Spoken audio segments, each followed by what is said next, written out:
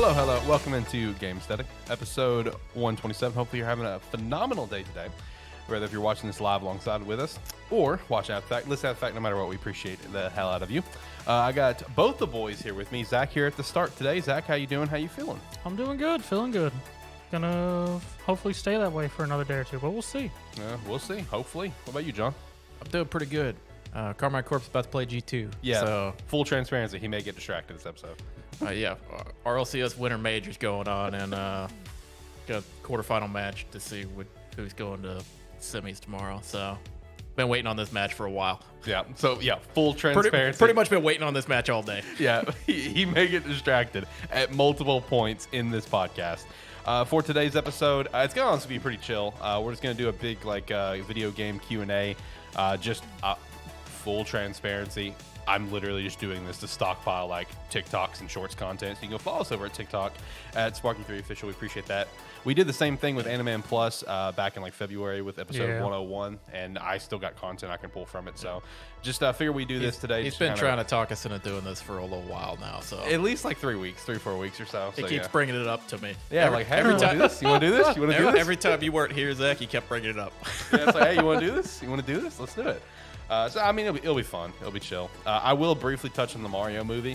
Then we just got a lot of stuff in the weekly wrap up. So be a pretty chill episode. Make sure to go check out Agent Inc. Use their referral link down below. Show some support there. We'd appreciate that. I think they've got a sale going on for multiple creators' hoodies right now. So definitely go take a look at those. See if you find a creator that you may know or a hoodie that you just like and you just want to pick it up for cheap. And then, of course, check out some Rogue Energy with the referral link down below as well. New flavor is on the way. Don't know what it is yet, but cannot wait to see what it is. Hopefully, it's an energy formula. That's what I'm hoping. I'm hoping for energy formula. It's time. We've had several hydrations. Yep. Let's get a new energy. Yeah. The last energy we had was good old Rocket Pop here. So it's been a little bit. We had after that Moon Dust, then the Black Cherry Lemonade, and then the 2 hydrations we just got. So yeah, we're due for a new energy. So I think we actually had all the can flavors. Yeah, all the cans. After that. Yeah, so that's true. Yeah, so Rocket Pop, all the cans, Moon Dust, Black Cherry, and then the current new hydrations. Yeah, that's true. So yeah, hopefully the new flavor will be energy. That's what I'm hoping for. Looking forward to seeing what it's going to be. I also joined the Discord. And I think that's it for now. So I'll go ahead and start turning on the music. One thing to shout out here early in the episode before I forget about it, because I usually tend to forget this little thing unless I throw it on the script. This upcoming week, we will be on a scheduled break next weekend. May rearrange the studio is why I'm wanting to take a break. I'm going to at least try to rearrange it. I got some plans. So we're going to take a scheduled break next weekend, and then the week after that, we'll be back at it, which whenever we come back, we got back-to-back weeks of games coming out, honestly, because we have Dead Island, and the week after that we have Star Wars Jedi Survivor, which their previews for it look pretty sick. And there was a couple other few titles in there here and there. I know this week we do have the Mega Man Battle Network Legacy Collection coming out, but there's not a lot to talk about on that. It's a collection of old games. It'll be fine. It'll be fine. Horizon DLC as well. I'm hopefully going to check that out day one. It just depends because there's 3 different things coming out that week, I think. It's Dead Island, that, and there was something else. I just don't remember what. So, yeah, lots of cool stuff coming out here soon. I'm pretty excited. I did get my Dead Island pre-ordered, so I'm looking forward to playing that one. I got a pre-order for Xbox. So, Minecraft Legends. That was the other one. I plan to check that one out since it's day one Game Pass. Obviously, that comes out on the 18th. So. I'll be playing that, and I'll be playing Dead Island 2. So Horizon may get shafted. We'll see. By that point, I'll probably have played Ghostwire Tokyo finally. So. Yeah, that's right. Did it come out already, or does it still come out here in It's coming out next week. Okay, next week. Got it. You boys got anything before we jump into stuff? Anything at all? I mean, you know what I did, so. Yeah, why don't we go ahead and tell the world what you did, Zach? I mean, I ain't fucked up about it. So I know you're not. So last night, Alex texted me and I got bored, so I texted him back, John, Naraka or WWE? He texted me back WWE. I then sent him a picture of me buying the $100 coin things for WWE. Zach, we talked about this. You're not supposed to do that. I mean, the other question I was going to send in Discord was PS5 or $80 in Naraka Gold. That's a large gap. That's a large difference. That's a significant gap. I mean, that was considered yesterday too. That is such a big gap, though. I mean, If you would have proposed that question me, I would have been so confused. I would have cost you a lot more money than he would. Yeah, I would have too. I would have told you to get the PS5. I mean, I have the money, man. Go buy a PS5 then. I mean, I could. I wouldn't play it right now though, but I could. Jesus Christ. I hate you. I don't know what to tell you, man. Oh, God. Yeah, whenever he sent me that yesterday, I was with my lady, and I was just like, which one should he play? And she said the first one. So I was like, okay. And then a few minutes later, I just get the picture of the currency purchase, and he wasn't wanting to. God. He wasn't wanting to play the WWE or Naraka. He was playing you. Yeah, that's true. He was. He got his entertainment before he did anything. That's true. That's fair. Jesus Christ, dude. Oh. What about you, John? You got anything? Not a whole lot. And if anybody's new Path of Exile League just dropped Shout out to that. Friday. So I've started playing it a little bit. I don't know if I'm going to play it too much. I just kind of started playing it because I was bored. Right. So there's no telling if I'll actually feel like playing it for very long or if I'll get bored very quickly. It's kind of like a coin flip when I start playing Path. I'm like, either I'm going to play it for 100 hours this league or I'm going to play it for about 4. There's no in between. Nope. That's honestly about accurate. That's what it was like whenever we lived together. Like you would either play it religiously or you'd kind of touch on it and drop it. Yeah. I'd jump into it. I'm like, let's see if I'm having fun. Okay, I'm having fun. This is what I'm doing now. It's just my life now, and that's okay. Well, I went to go see the Mario movie on Wednesday, and it was a very pleasant experience. Was it? Yeah, I very much enjoyed it. And I saw the Rotten Tomatoes score where it was like rotten with like a 48%. Yeah. I didn't think anything of it because I'm just like, I read some of the reviews on it where it's just like, there was one review that mentioned something like it didn't build on Mario lore or the mythology of Mario, and I'm just like, if anything, like it's doing the lore of Mario justice because it's doing something that's been long forgotten. And that's the fact that these guys are actually from Brooklyn and fell into the freaking pipe. Yeah. What? Like some of the reviews were just stupid. This was not a movie. What Mario lore is there? Well, the thing is, I don't know. It's just something it's something that when nothing is like you couldn't find anything, you're like, they're just trying to sound smart. They didn't build on the lore or the characters or the background or anything like that. It's like, who gives a fuck? It's a Mario movie. Yeah, exactly. It's like people are going into it to have a good time. They're not going into it for a deep introspective. I was about to say, I don't know what kind of fucking lore there is for Mario besides like in very small games. Yeah. Just like I guess like the general like start of the series, and there's really not a lot. Like Luigi has more lore than Mario. I mean, basically. Like, I don't know, man. I mean, the reviews, like I said, this movie was not made for critics. It really wasn't. It was made for fans. If you're a fan of Mario, this movie is absolutely fantastic. And the audience score is like 98, 99%. It's already passed Frozen 2 as the highest grossing animated film in history. And it's on its way to $1 billion as well. I mean, like it's making up record-breaking money, and it hasn't even released in Japan yet. Yeah. Okay. Yeah. So I mean, like it's doing incredible. The only thing that I would say is a complaint, and I understand. Who do you think they get to dub over Jack Black? That's a great question. I would love to know the answer to that. I'm gonna look into that. Black. See, that's a valid option too, because is. Jack Black would totally do shitty Japanese to dub over Bowser. He really would. He would be all in on that. No, like. The only thing that I would say is like kind of a negative towards the film, and I've seen people talk about this, but it's like, I understand, I get it, especially when this film, like, while there's a lot of adults like myself and a lot of other people going to see it, this film is obviously directed at a younger audience, naturally. So the pacing is very quick, and I think it's just to help keep attention. Yeah. And that's fair. The movie does feel very fast. Like, it does feel very, very quick. But it's a fun ride from beginning to end. The references are all over the place. Cool little nods here, cool little nods there, that make you smile throughout the entire film or whatever. In terms of the voice acting, everyone was fantastic. When it comes to the notorious Chris Pratt as Mario, I wouldn't say he was fantastic. I would say he was good.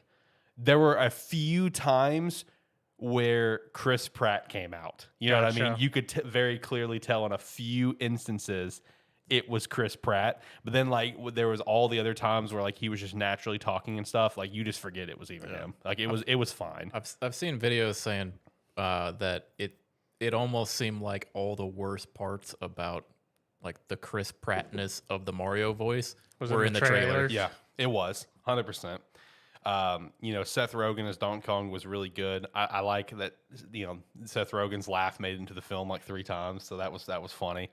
Jack Black as Bowser was like unfreaking believable. It was so good. I mean, I'm not surprised. Yeah, by no that. one is surprised by that. It's fantastic. I'm more surprised he didn't pull out a saxoboom. No, but he did have a lot of singing moments. Yeah, there was at least 3 different times where he was playing the piano singing, and it was fantastic. It was incredible. But no, I mean, the movie was great, guys. I mean, like, it's a movie that I'd be willing to go back and see again, and just to have a theater experience for it, because everything about it was super sick. Can't recommend it enough if you're a Mario fan. It is just a very fun, stupid little watch. But anyway, let's hop into really the main and only topic for today's episode, which is just, like I said, just a bunch of video game questions. Just kind of chilling today. There was a couple other things that we could have milked if we really wanted to, because right now in terms of games we're playing, based on the thing that we started with here, Zach's just still kind of hopping between Naraka and WWE. You've jumped in some path, playing Rocket League. The norm, I'm still playing Persona, so we're not playing anything new at the time, but that's coming here soon. The only new game I'm playing is a deck building roguelite called Across the Obelisk. Yeah. And I'm playing that co-op with a buddy of mine. I still need to play that. It's a lot of fun. It does look a lot of fun. It's a lot of fun. It's a lot easier to manage if you're playing co-op because you can have each person play 2 members of the party. So you only have to keep track of 2 decks. Gotcha. That does make it easier, yeah. So, because you control four heroes on it, and then you go through it. I mean, it's a roguelite map where you go through. The map is static, so when you go through it, there's 4 characters for each class. Gotcha. That you can unlock. So if you don't get one-on-one run, or if you find them in one zone, because you have to unlock some of them, you have to go to the zones in specific orders to get the items, or to talk to them and then be able to get the item, or go to the place that they need you to. Gotcha. It's a lot of fun. It's got more depth than we realized when we started playing it, which just makes it fun. That's like the first time I played the Dankest Dungeon. Yeah, because we beat our run for the first time last night. Okay, cool. Nice. Which unlocks like modifiable difficulties. So For anyone who went, what the fuck's the Dankest Dungeon? It's the darkest dungeon. That's just yeah, what I call it. rolled with it. I knew what you were talking about. But yeah, I mean, it's a fun deck builder. 4 characters, 4 decks. A little confusing. Co-op fun. Co-op fun. All right, good deal. Good deal. Yeah, and then like I said, a week after next, we'll have a couple new things going on. Zach checking out Ghostwire. I think all 3 of us, Dead Island. Is that right? Or probably all 3 of us. Is that about accurate? We'll see when we get there. I say a lot of things and then don't back them up when it comes to what games I'm playing. I'm getting it, but the question if I'm going to play it that Friday. So that's the question. So I do feel you. I do feel you on that. So I have the intention to play a lot of games. I do too. And it fails a lot, unfortunately. All right, let's hop into the questions, boys. Hopefully we can get some great content out of this, because that's all I really want here. All right, so first question, starting all the way back at the very beginning here. What is the first video game that you ever played? Duck Hunt. I think that was mine too. It was either Duck Hunt or Mario World. Okay. I don't remember exactly which one was the first, but 3 stick out to me. Mario Paint, which because shout out to you for picking one up for me recently at a local game store. Scooby-Doo Mystery, and a game called Mr. Do, if anyone knows what I'm talking about. I think I've seen that before. Yeah, it's like a little clown arcade game, whatever. Yeah. One of those 3 games was my first game ever on the Super Nintendo. I for some reason, I have the memory of when I got my Super Nintendo at Toys R Us. It's just stuck in my brain for whatever reason. Just a defining moment of my life. But I don't know which one was the first game though. It might have been Scooby Doo Mystery. It might have been that one, then probably Mr. Do. I actually completely forgot Mr. Do was a thing until I saw it at a store recently, and it's just like core memory unlocked, and I'm just like, oh shit, I forgot that thing was even a game. I played this piece of shit. Yeah, exactly. I've played this garbage before. Anyway, all right. So next question: gaming system of choice per generation. I just date it back to your first generation. That's just what I would do. This is one of those ones that's odd for me. That's because fair. I a lot of systems I've just never had, That's fair. and also I was always 1 or 2 generations behind everyone else. So like the first system that I like me and my brother actively went out to get or like made a conscious decision to buy was the Nintendo 64. And then after that, which really for me, my console of choice, mostly which ones I had. So it was like Nintendo 64. Then I had a Dreamcast. Shout out to Dreamcast. It's like, and then after that, I was still behind everyone. So it was PlayStation 2. And then 360. like 360, I preferred over the PS3 for the most part. PS3 kind of brought me back in towards the end of the life cycle of when I had mine. And then PS4, 100%. Oh yeah. It's like nothing. It's like I had an Xbox One, but PS4 was just Better. I swapped over to that generation, and then this generation is hard to say. For the current generation, I have a Series X and I have a PS5. I've played them about equal. Okay, fair enough. Fair enough. What about you? Genesis, Super Nintendo. Then it was 64. Then PS2, 360, Xbox One, then Series. N64 for me, then GameCube would be definitely my preferred of that generation. Next generation was obviously 360. Dumped so much time into 360. A lot of time with you and Jared. A lot of time on 360. And then like you, I jumped to PS4 and then went over to I would say in this generation, I would definitely say the Xbox Series is probably my current console of choice. I play that more than anything else for sure. Yeah, I mean, for me, it probably would be like Series if it wasn't for the fact that most Game Pass games I play on my PC. Yeah, and we just got a comment from our guy Steve. He threw out NES, Genesis, PlayStation, PS2, 360, One, and PC was now his final one. It's so that's fair. PC's fair. When the option is available, PC for the most part.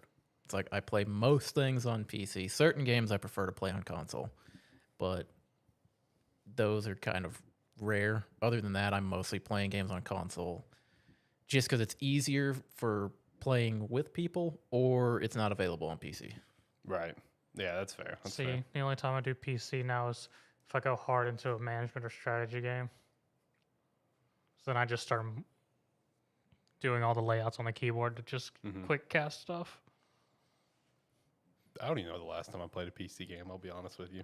I'm not going to count Marvel Snap. I really don't know. I have like this super nice gaming PC, and I legit don't know the last time I legit don't know the last time I used it for a new game.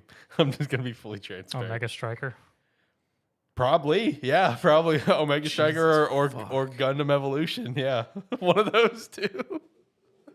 I just don't play PC games, man. Not that much. I'm glad I have the option to. I am glad I have the PC souped up to the way that I do because, man, does it make processing so quick for video stuff. So I am very thankful for that. But, yeah, just don't do a lot of PC gaming. I mean, I play college football revamped because it can run it. So the way you phrase that is kind of the opposite of me. You say you like having the PC for the option to do it. That's me with the consoles. Okay, that's fair. There's games that I want to play, but can only play on consoles, so I buy the consoles. Yeah. That's fair. That's fair. All right, next question. Game with the best cutscenes, in your opinion? I think I already know your answer. Honestly, I didn't come up with one game in particular. I wrote down Tales series. That's okay. That's fair. I respect that. Because I don't know every Tales game has fucking nuts cutscenes. Mm-hmm. They've always done a really good job with that, and their cinematics are like fucking god tier too. Okay, all right, that's fair. For me, I would probably one of my personal favorites would probably be like Marvel Spider-Man. There's a lot of sick cutscenes in there that I really enjoy throughout that game. What about you? No fucking clue. I was about to say he's either thinking hard over there, or he's bored out of his fucking mind. Because I mean, yeah, cutscenes are a thing, but in gaming, those are very secondary to me. You know, that's why I just like in my mind. I can see that. Yeah, that's same thing. Like I don't give a shit about cutscenes. I don't like the breakup of the game to show me a several minute cutscene. That's why I appreciate them in like the Tales series because they always look fucking great. Yeah, it's like the Tales ones. I'm always like, okay, I'll sit here as long as you play this. I mean, the only game that I can think of where the cutscenes I was very okay with was like Final Fantasy VIII. Okay.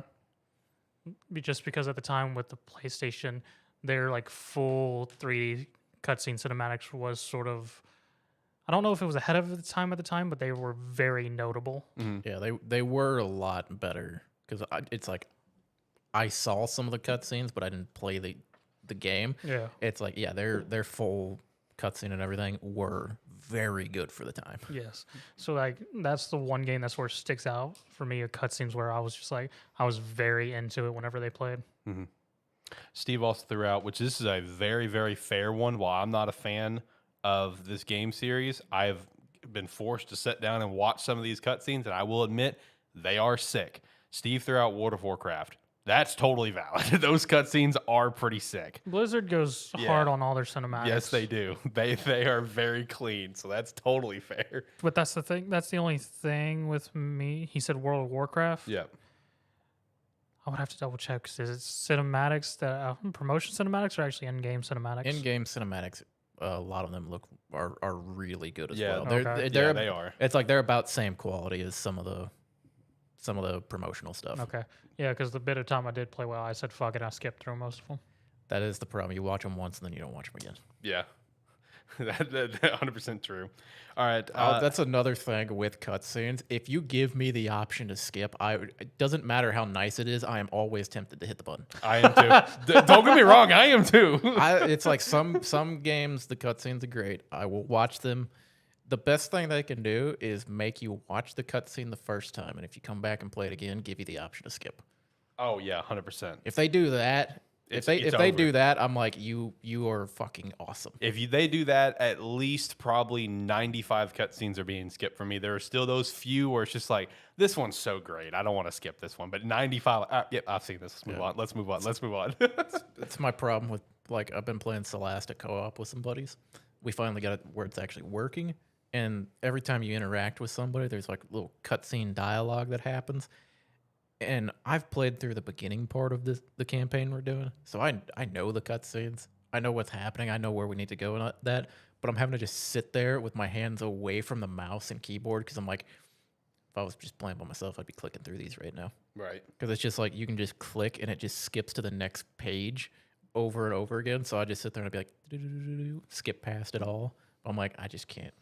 Like, I got to sit back like this and be like, all right, you guys make your choices. Yep. All right, next one.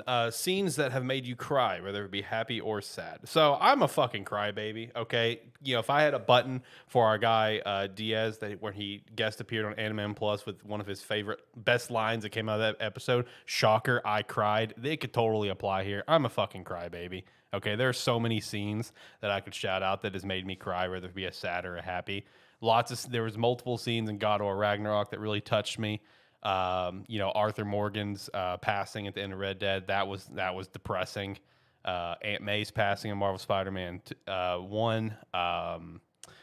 Dom's wife in Gears of War 2, and then Dom in Gears of War 3. I mean, the list is very long for me, like up front.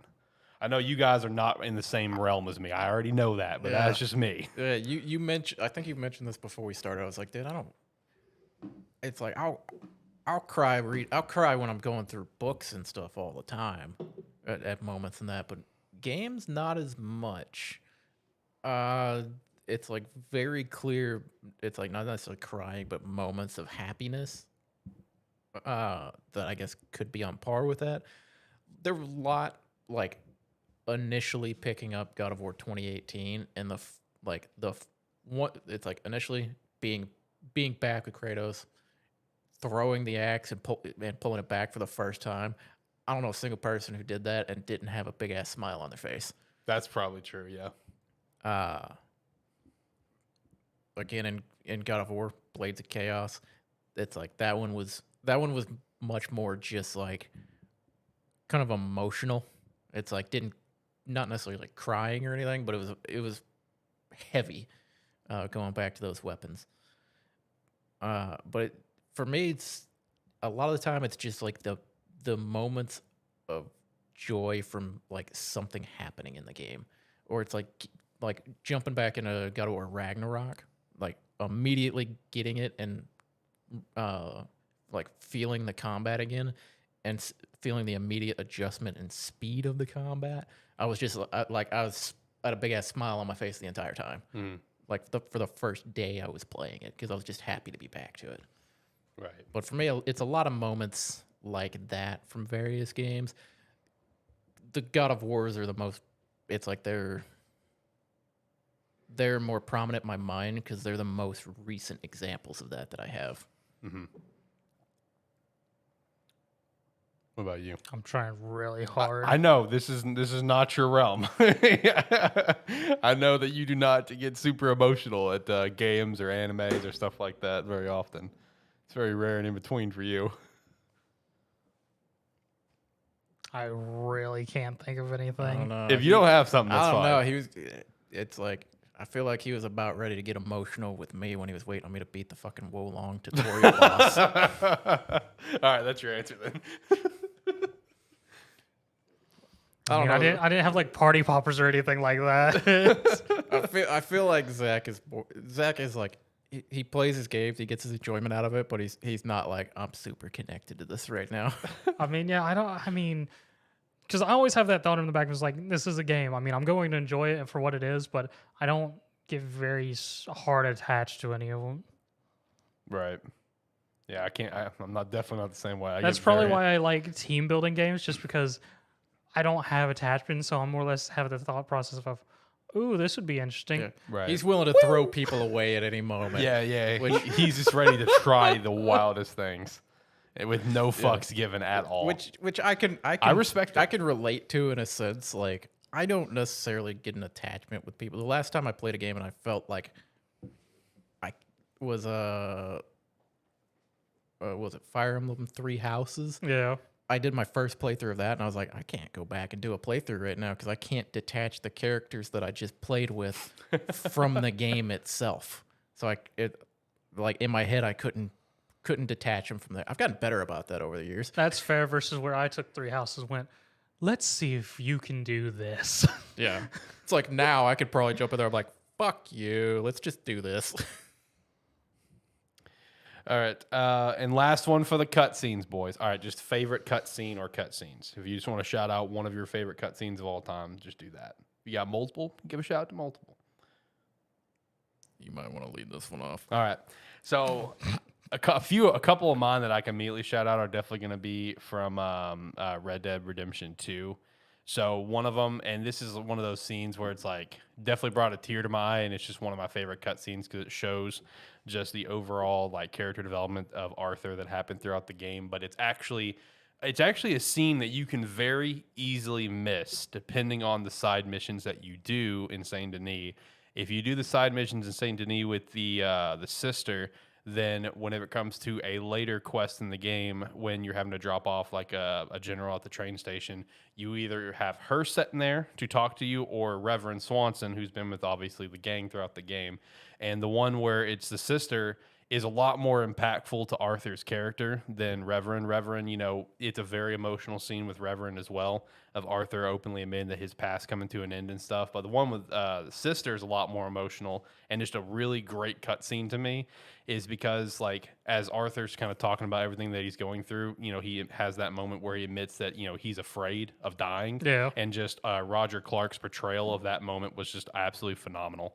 Another one as well, which I wouldn't say a lot of people would miss, but in a percentage scale, I would say like probably 40% of people probably miss, because I feel like at the end game, 60% of people probably went with John. You know, that's probably what a lot of people did at the end of the game. Okay. But if you go the other option and choose to go after the money, and you and John go separate ways, there is such a sick scene of where Arthur's going, some really kick-ass music starts playing, and he just like says like Micah Dutch in like the most menacing way possible. It's like, come and get me, you bastards. And he starts screaming and shooting up the forest. Such a sick scene. So that's a couple for me right off the bat. Okay. My favorite cutscenes, it's not from any game in particular. Because I was thinking over it, and I'm like, what are my favorite cutscenes? My favorite cutscenes are games that let you, that show the freak they've let you make. I think he's saying that because of Wulog. Well, that popped in my head, and then I was thinking like back, because I was thinking of like, because Saints Row games did that. Didn't Yeah. they? It's like Yeah. they let you make freaks, and they'd show up in there. They had Yeah. all kinds of stuff built in for that. But yeah, like Wulong popped in my head immediately, and then I was like, man, I love a game that is like, you know what? It's like, we gave you the options, so we're gonna put that freak in here. That's my favorite thing. It's like because a lot of times though you can do it, but then they put like the bog standard character in the cutscene, and it's like, well, that's like immersion breaking. It's like, yeah, I may have made somebody who looks like they should not be in this world, but if you're gonna let me do it and then show it to me in the cutscene, you know what? Hats off to you. It's like you're a team player there.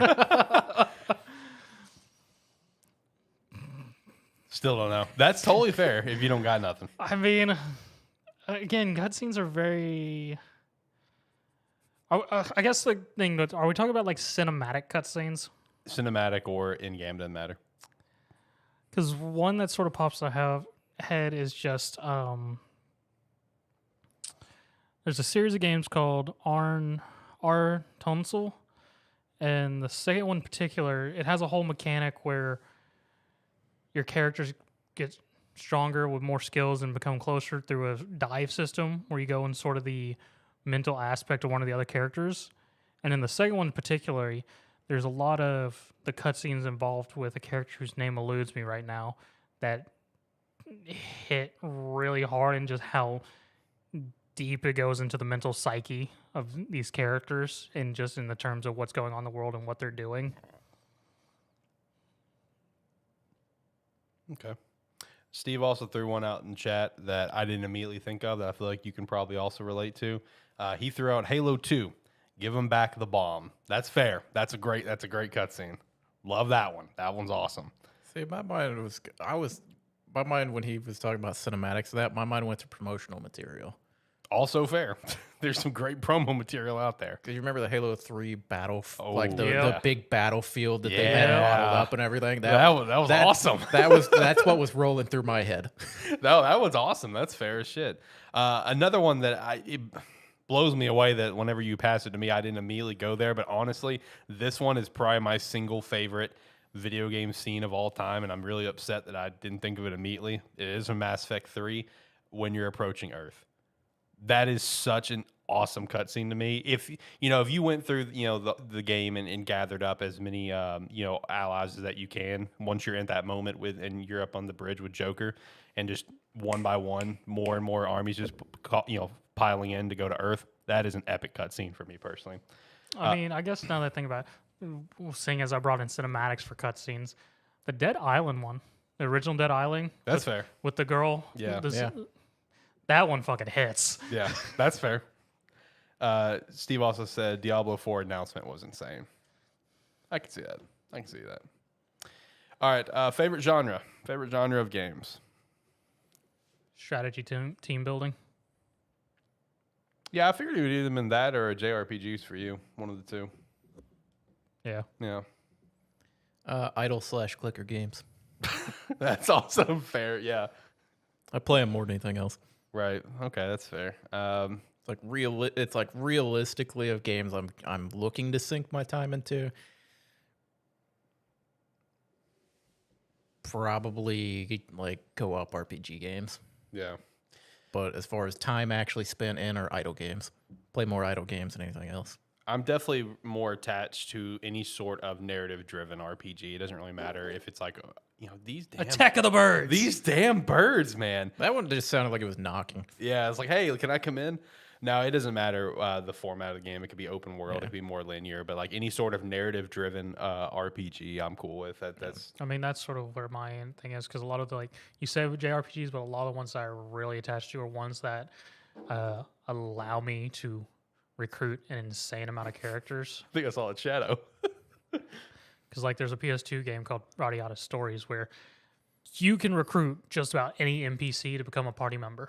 Mm-hmm. You just have to figure out the way to recruit them. Okay. So by the end of the game, you can have like not 300, but like I think it maxes out at like 165 characters that you can just roll, that you can just choose to have in a party. Right. Steve threw out FPS. Boo. Yeah. See, Boo. Zach, I'm kind of in the same vein. I do like party narrative driven RPG games in that sense.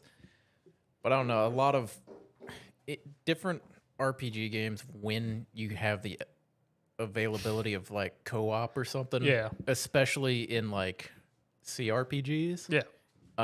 The co-op aspect of it it changes how the game is played because of the fact that it's really fun a lot of times, especially if you don't like min-max discuss during combat or something what's happening. It's just kind of like, I'm gonna try to do it's like I'm gonna go for this guy over here. I'm gonna try something, and then as you play, you kind of pick up what they're probably going to do on it, but you don't discuss in detail. Sure. You don't discuss in detail every turn what's gonna happen. It's like I love that aspect of playing like co-op CRPGs together. That's fair.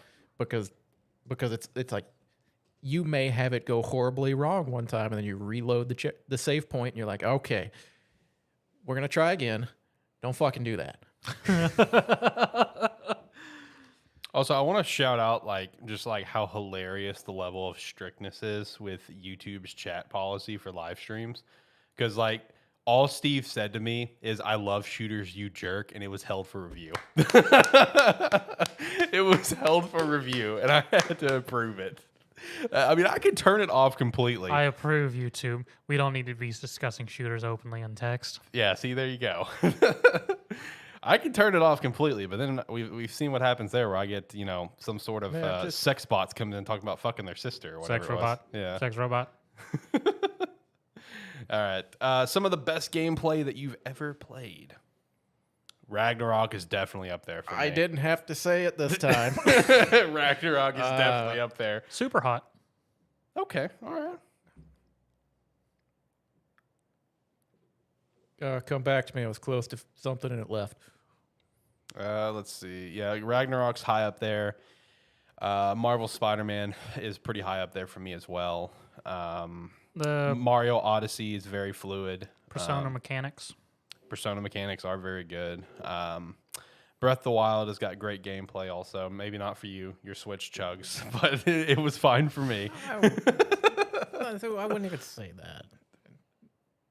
Gameplay is fine for Breath of the Wild. I wouldn't call it spectacular. It was not. I wouldn't call it spectacular. I would limit it personally to good. I can see that. I put it to very good just because of the amount of creativity you can have for various situations. I mean, we still see it to this day. From the game came out in 2017, we still see dumb shit happening all the time. People come out with new stuff. Because you said the word creativity, the first thing that came to my mind was Divinity Original Sin 2. Okay. Because of the fact that while yes, it is a tactical turn-based CRPG, the creativity you can have in any combat scenario. And then the game reacts to it appropriately. Mm-hmm. Yeah, it's like just about anything you think you might want to do in that game in combat, it'll probably let you do, and then it has systems built in place to respond to it for different effects. It's one of the like games where just like creative freedom in a tactical game feels rewarding. Right. Okay. Best soundtracks. Persona 5 Royals up there for me. Persona soundtrack. Yeah, the Persona 5 Royal soundtrack's awesome. The Guardians of the Galaxy soundtrack as well, just because that's my style of music. So the fact they have a complete original album for the game, like a rock album, that was super cool to me. So those two are definitely immediately come to mind for me personally. Silent Hill 4. That's a good one.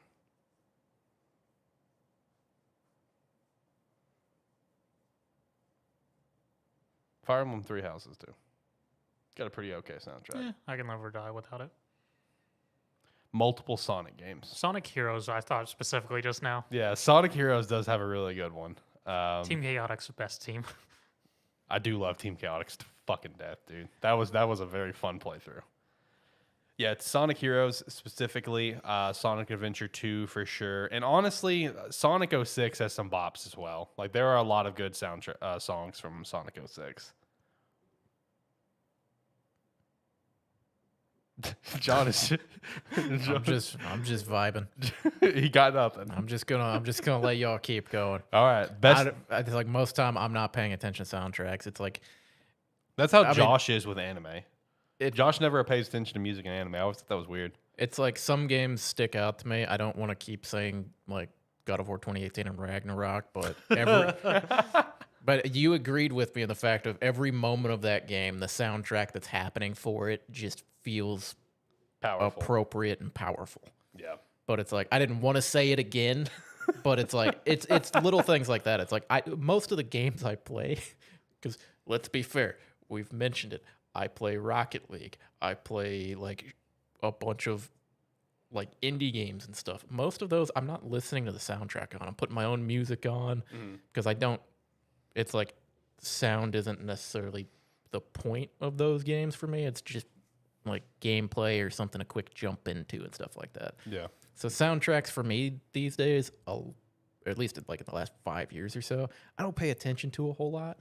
I'm usually listening to my own stuff, or I've got the music turned down pretty far. Okay. Steve threw out Vice City, which honestly any GTA game could work, really. You know, just because of the songs they put in those games. That's valid. Can't play Rocket League and listen to music is also what he throws out there. What? Yeah, can't play Rocket League and listen to music. I have no dog in this fight. I'm going to remain silent because I cannot say something non-rude. Wow. Oh, Jesus. Most Rocket League players only have minimal brain cells.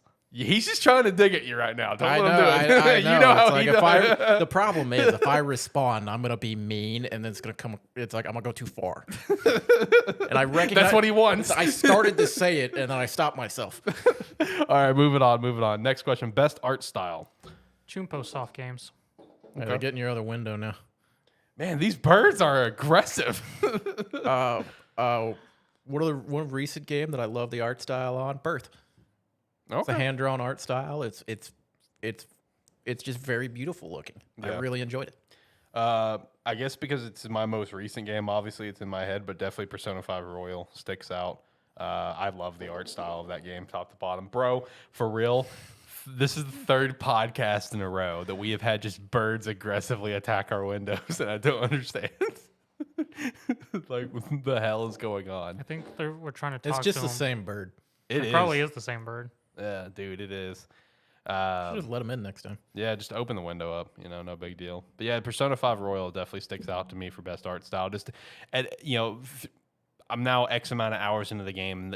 I just can't help but to be captivated by the art style still. Just like, you know, menu progression and stuff like that. Just a little shit. I don't know. Like I love it. I think it's insane. Okay, next question. I was gonna say, what was that game that came out recently? It was white. I think it was white. Neon white? Neon White, white. yeah. Neon white. I love that art style. That art style was very That good. art style looks great. I've never played Neon White. Neither have I. But the game looked phenomenal. Yeah. Yeah, it ended up with a 90 on Metacritic. It was put up for a lot of awards and shit. Yeah, I mean the art style for it looked absolutely insane. I'm with you on that. Okay, next question. Single game best story. I think the way that we're gonna do this one is a game that stands on its own, didn't get a sequel, or a part of a series where the games aren't connected. I think that's how we're gonna answer this. So I think the first one that pops in my head for me, It Takes Two, is absolutely incredible. That's a good story. That is such a great ride. It Takes Two is very high up there for me. I've always loved Conker's Bad Fur Day, Conker Live and Reloaded. They're the same game, so I count that there. It's just a dumb fun ride. Those are two that immediately pop in my head personally. Triangle Strategy. That's fair. I picked that back up not too long ago. Still haven't beat it, but I did get a few more hours into it. But I'm still working my way through that game, and it's still a very good story.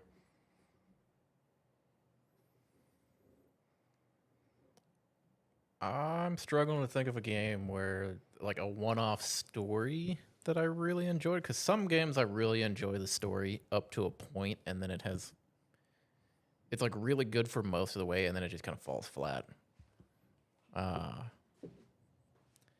Another one for me would be Internal Sonata on 360.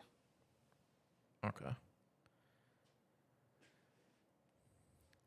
Maybe if the window's open, it won't run into it. I don't know. These birds, man, aggressive. Steve.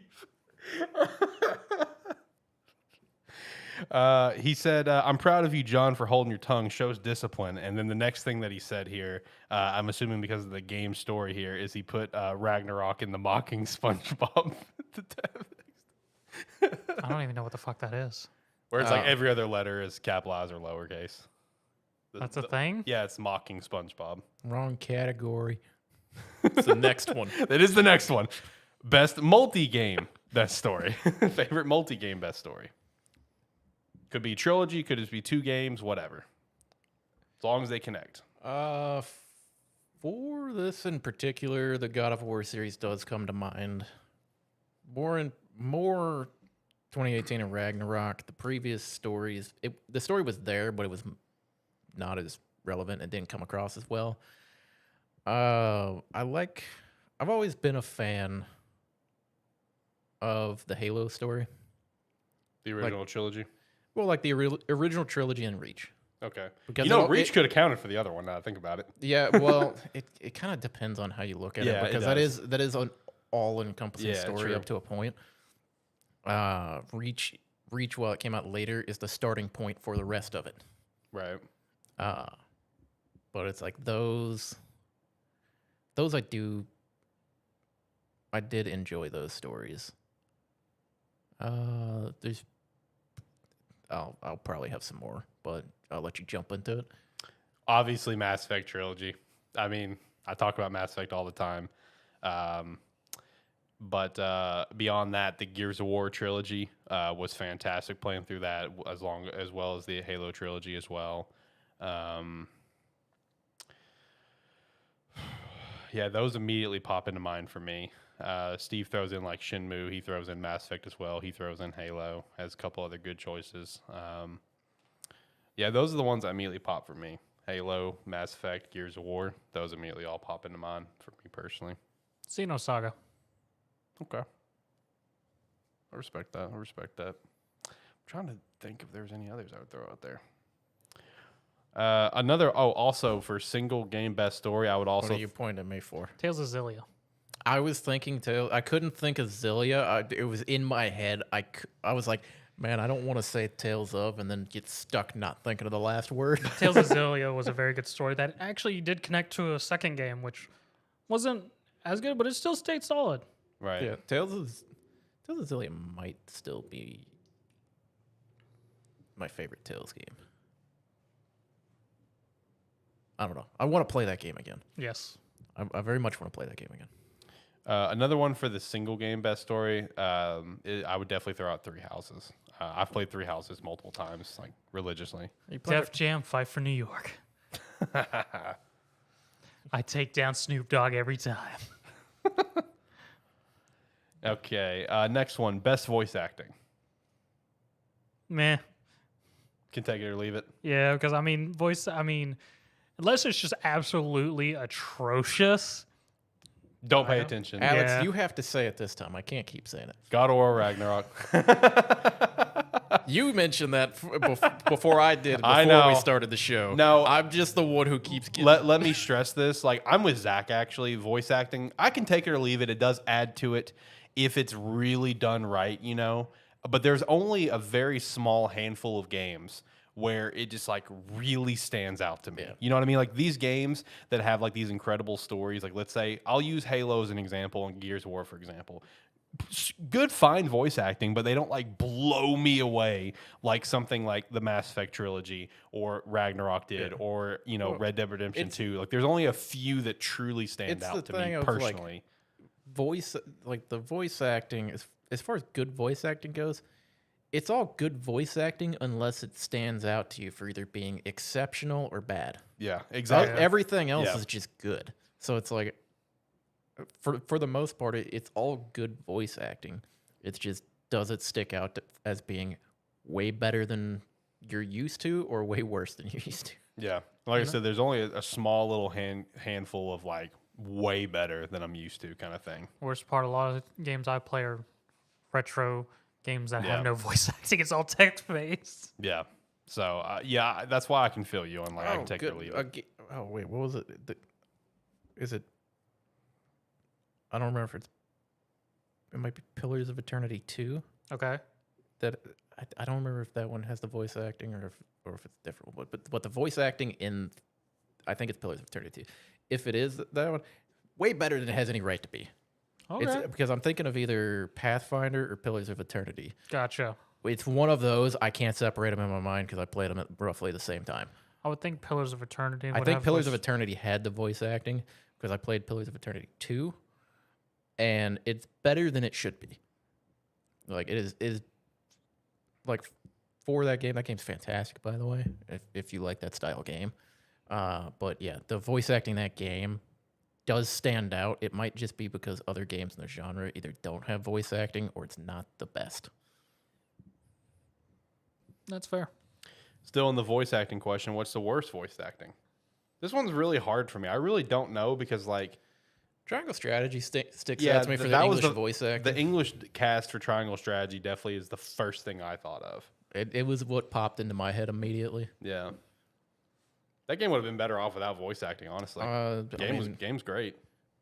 Voice acting in WWE 2K20 was kind of shit.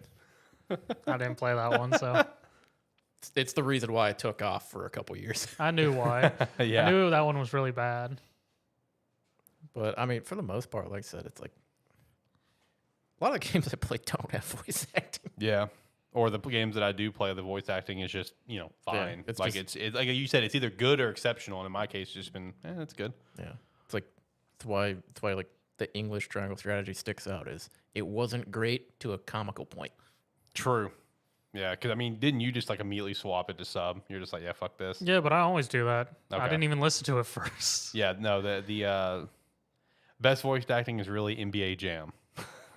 Damn it, Steve. He forgot Shaq Fu. Shout out to Shaq Fu. Shout out to Shaq Fu 2 that just came out a few years ago.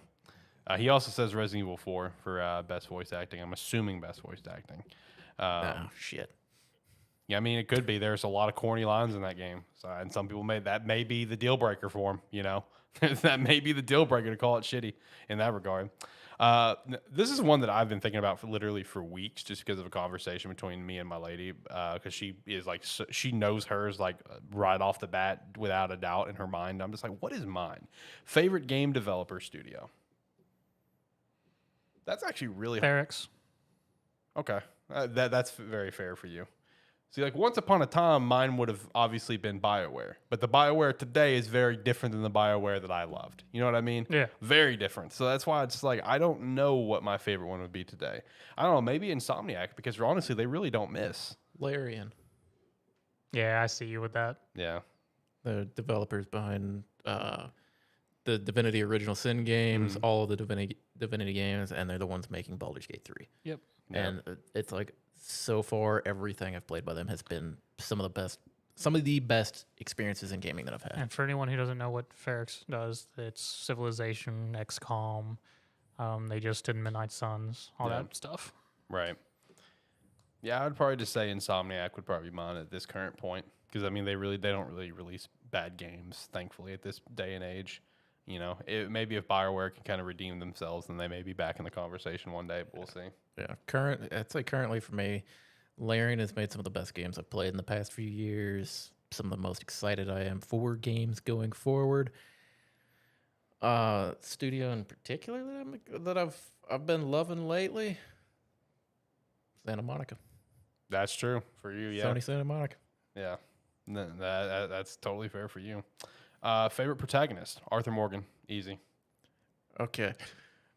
I need to see if this is a clarifying question. When we say protagonist, if you're playing a game where you have the option of creating a character or there's preset characters that you can play that have backstory in the game, do those That's count? A fair question. Do those count as a protagonist? I would count that.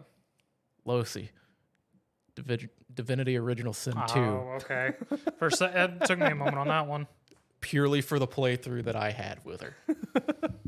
All right, I respect that. I would say that totally counts. 'Cause I feel like people could throw out, like, let's say, Shepard here from Mass Effect, they wanted to. It's one of those where it's like you could go very standard. Like I could say Kratos from the newest God of War games. I could say it's like I could point to characters from different games that people would expect me to say, but Losi is probably one of the most fun. Because the character has a preset story that you kind of follow. You go through the storyline. Her thing is she's possessed by a demon, or trying to be possessed by a demon. It's trying to gain control over her. And the entire time we were playing that co-op, anytime it would come up, I'm like, I'd be role playing alongside. I'm like, I don't know why they keep saying this. I'm not being possessed. I just have a friend who gives me advice. So it's like. The additional roleplay fun I had alongside that character is what made me love that character so much. Kazuma Kiryu.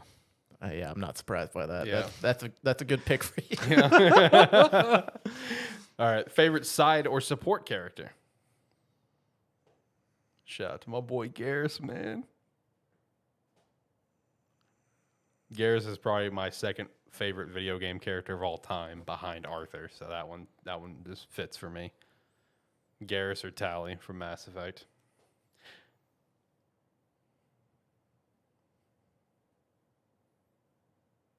You got anyone, Zach?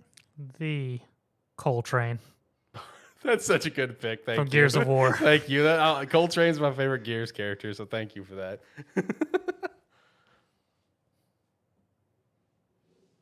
I mean, Judgment was bad, but Coltrane was still great in it.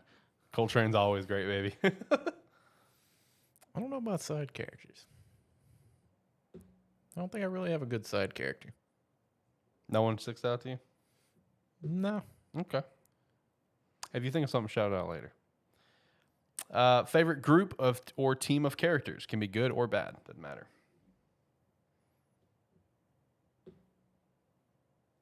What do you got? Mine's a really random pick. Just because, like, as a kid, I always thought this was super cool. As an adult, I still think it's super cool. There's no reason this should be a thing, but it is. Shout out to the Axum Rangers from Super Mario RPG Legend of the Seven Stars. It's just like some knockoff version of the Power Rangers that are evil, and it's just stupid, and I just love it. Oh, fuck. I love the Axum Rangers, man. I just think they look cool. That was such a dumb little set of villains that we had to fight. Groups are sort of hard for me because none really stick out. Because if it's a group, I'm usually probably offing them in some form or fashion. Well, that's fine. But none of them stand out because I offed them.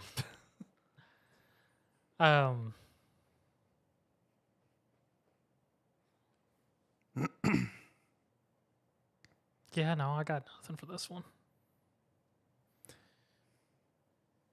Yeah, this one for me is also a bit rough because most of the time it's like most of the time I'm just kind of going through and I don't care too much about a lot of the like random groups and stuff that show up. And then even like it's hard to make a good like group that actually sticks out. Like yours probably sticks out because it's something you saw as a kid and it's always been in your head. Yep. I don't have a lot of those from when I was like growing up playing games because it's like for the most part didn't have any games that had like groups or characters or stuff like that for the most part. Guess I had to throw one out there just because they got a whole friggin' song about them, the DK family. Oh, that is a good one though, especially since they got the song. Speaking of, that song did make an appearance in the movie. Oh, did it? Not the full version, but just like the part that focuses strictly on DK, and it was just looped. For DK's entrance into the fight against Mario, that song was playing. I'm like, yes, DK64, baby, let's go. And also, another thing that I really liked, because I'm pretty sure out of all those characters from 64, Chunky's the one that's been dead the longest. Yes. Lanky came back for a racing game. Tiny's been back. Chunky was in the movie. He was in the stands watching the fight. Poor guy. And I'm just like, he's not dead. Let's go. That was one of the most hype parts of the movie for me. It was just like that song being in the movie and Chunky being alive. Oh, dude. Yeah, this might be one where if I think of something, I'll come back to it here in a bit. Favorite antagonist. This one's hard for me because it's the question of like, when in terms of favorite, am I just saying the best antagonist that I've seen in the game, or like an antagonist that I legitimately like?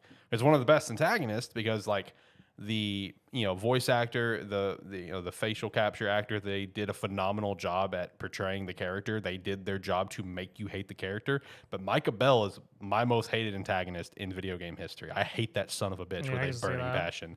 But I wouldn't say he's like my favorite because I have my pure utter hatred for him. So I would actually probably throw out Elusive Man from Mass Effect. I really enjoy him as a character as well as hate him at the same time.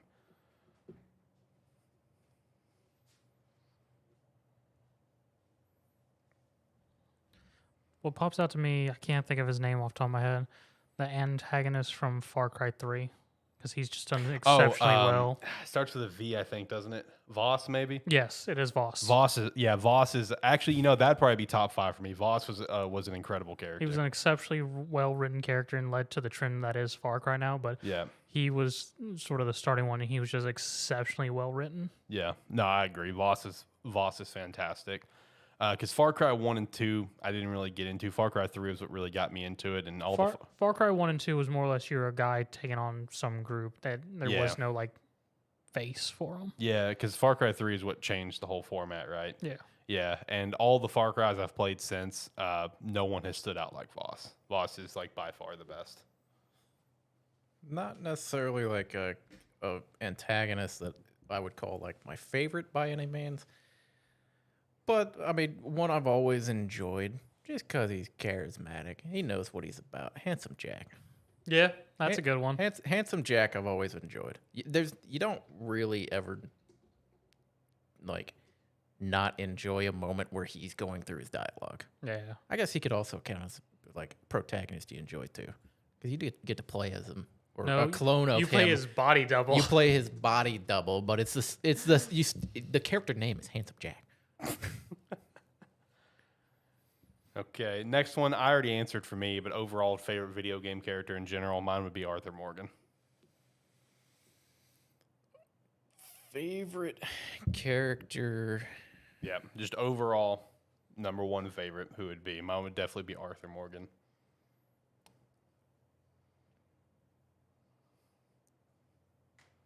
Garrus would definitely be number 2 for me. And as another one that would actually be in the top 5 for me would actually be Johnny Silverhand.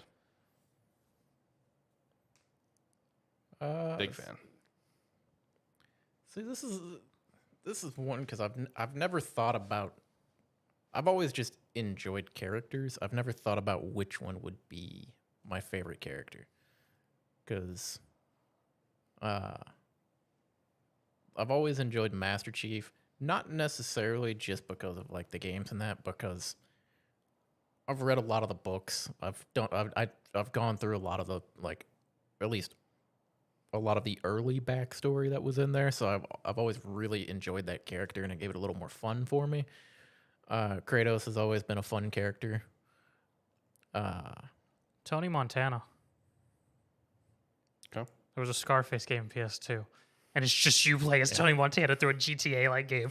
Fucking fantastic. I actually had that game. It's just being able to play Tony Montana as if he had survived the shootout at his mansion is a fantastic.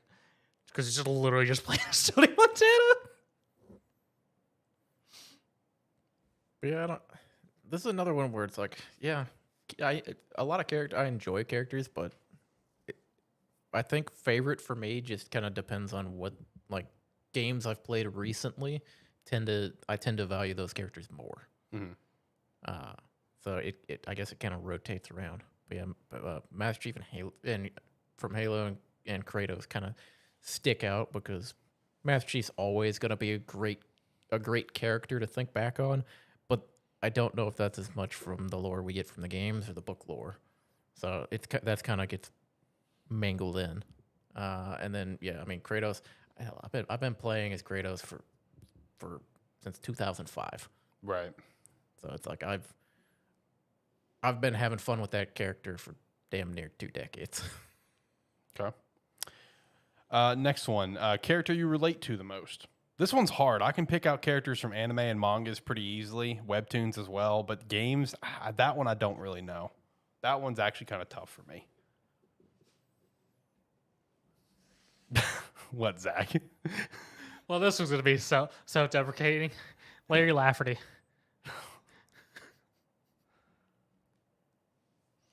Okay. I don't know who that is.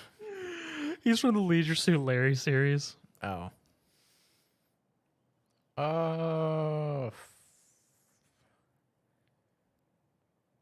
Damn, fuck! I don't even know how to go about approaching that one. Yeah, that one's tough. Like I said, I can name off so many characters that I relate to in some capacity in, animes, mangas, webtoons, stuff like that. But Steve said, "Don't you dare say Kratos, John."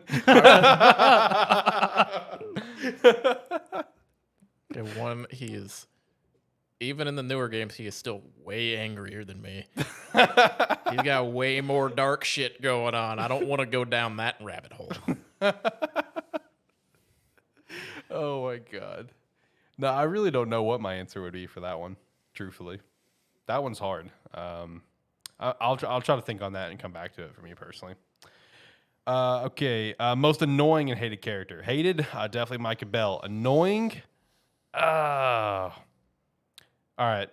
I know this is going to be a very Navi. Took the words in my mouth. I was going to say, I know that was going to be a very basic cop-out answer. It is, but it's also like, fuck off. It is. Shut up. But I also have a follow-up reason why that is like fresh in my mind as the most annoying. So my last job that I worked at, one of the leads for that job, and it was the lead that I unfortunately had to work with the most because she was the lead over our state, whatever. I'm not shitting you. She would say listen all the time, and it sounded just like Navi, and I wanted to blow my fucking brains out. So Navi is definitely very high up there for me. Like exactly that. Like she would say, "Hey, listen, hey, listen, hey, listen," all the time. That's how she spoke. That was one of her like little ticks, I guess, whatever. And it sounded just like Navi, and it made me want to blow my brains out. So that one's definitely my most annoying because it's definitely like more fresh in my brain over the last few years. Red hair. Fuck that horse. That is an annoying fucking horse. Legit question for John. Legit question. Can I pick up 2018 or Ragnarok and get into the game being that I've never played a God of War game ever? Yes, because I did. Yeah, you absolutely can. It's like some of the references and like some of the big moments, like they just won't hit you as hard as if you knew all of the lore behind it. Like for Alex, I think it's like I recommended you just go watch. Well, I think you ended up watching like a 45-minute video or something. Yeah. That's just because I didn't want to send you the 3-hour long one. Thank you. I felt like you wouldn't have watched it all. But yeah, you absolutely can pick it up from there. It's Yeah. the only thing you won't get is, like I said, some of the small kind of the hints back to the original series. You won't get some of the lore, and then some of the big moments don't hit as hard. But as far as just picking up the game, yeah, the game is a lot. The story and everything has some references back to it, but they're minute enough to where you won't. It's like you won't really feel like you're missing out on anything. Yeah, I played probably a collective of like 2 hours of God of War games before 2018, and I picked up 2018, and I enjoyed it. I thought it was a great game. Ragnarok blew me away, though. Ragnarok was incredible. So yes, you can 100% do it. If you just want to watch like some video, you just get a general recap of the story so far, you can do that like I did, or you can just jump into 2018. Just whatever one you would prefer on that. Let's see. Favorite couple in gaming? I would say Cody and May from It Takes Two. That was a very very wholesome, heartfelt story. Juliet and her boyfriend from Lollipop Chainsaw. I love that answer. Shout out to the remake coming. I can't believe that game's getting a remake. How legendary It's is a that? fantastic game, man. How legendary is that? I don't care what you say. The actual hack and slash gameplay of it was actually very good. I never played it, but I'm not knocking that it wasn't incredible. Okay, I think it's incredible that it's getting a remake. Like, that's awesome. Like that's such one amazing moment.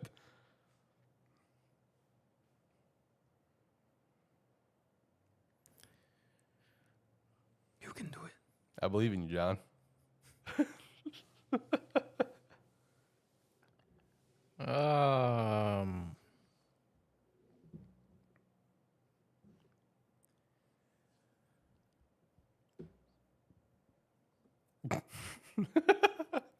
He's really digging deep into this one. I ain't got a fucking clue. All right, moving there we on. go. Moving on. I'm sitting here. I'm like racking my brain. I'm like, fucking. All right, moving Where on. do we even go from there? All right, favorite classic title. Wild Arms. I respect that. That sounds right for you. I know you're a huge fan. What are we classifying as classic title? See that's a gray area. Like, At least 2 generations back. Yeah, I think that's fair. I think that's fair. So 360 PS3 would count in that.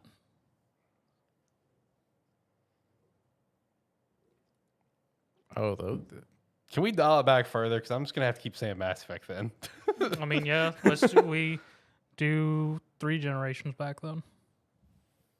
If that's the case, Twilight Princess would be up there. But if we're going even further back, though, which I would for me personally, I already mentioned it, but I would definitely say Super Mario RPG Legend of the Seven Stars on the Super NES. It's my favorite Super NES game. Conker's Bad Fur Day on the N64. Super Mario World is great. Majora's Mask. Those are some that I can shout out immediately. yeah. I mean, Pokemon Platinum. Ocarina of Time kind of goes on, like hits up for me. Sonic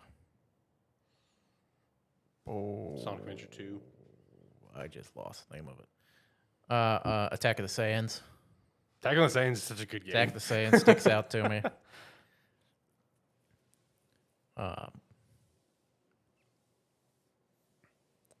Yeah, I guess if we're going that far back, the original Halo counts. Yeah, it does. Yeah.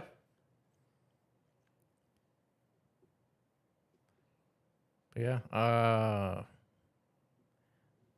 don't know. There's a lot of games from back then that I just love playing. Yeah. I mean, I would assume a classic would entail being, is it an appropriate time where we could get a full remaster? Or remake, I should say, not remaster. Soul Calibur 2 then is one for me. That's It got its little remaster, but I think the remaster was garbage, wasn't it? I never picked it up. I think it was glitchy. I think it was like super fucked. But yeah, Soul Calibur 2, Soul Calibur 3. Definitely loved those games for sure. So I loved Soul Calibur 3 more, but I definitely think I put more time into Soul Calibur 2 on the GameCube. All right, favorite game series? Mass Effect. All right. Legend of Zelda, Mass Effect. Those are a couple ones for me. Obvious ones. God of War, Tales. I haven't played enough of them to add it on yet, but based on the enjoyment I've had so far with the series, Dragon Quest. Dragon Age, Progress War series. Fucker. I was wondering when you were going to bring that up. I knew it was going to make a fucking appearance. Suikoden, Sudoken,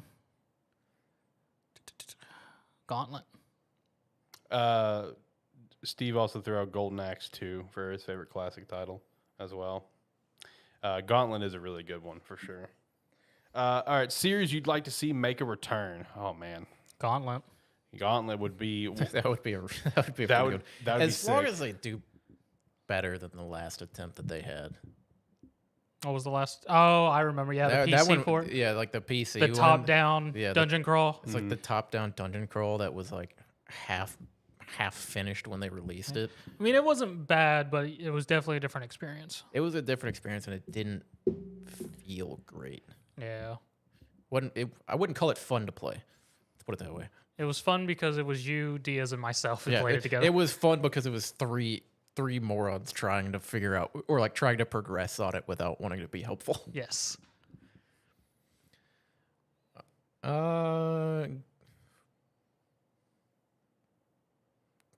this category, can we throw out a game series that would probably return, but we just don't know when it would, or like something that has to be dormant? I mean, I would assume anything that's been dormant for a bit of time. What's a bit of time?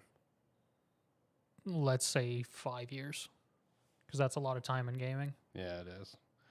Then I don't know the exact year release. 5 years may sound about right, and it's one of those games where it's like we know eventually it's going to happen, but I obviously just want to see it happen sometime soon. Get the announcement for it that hey, it's at least in development.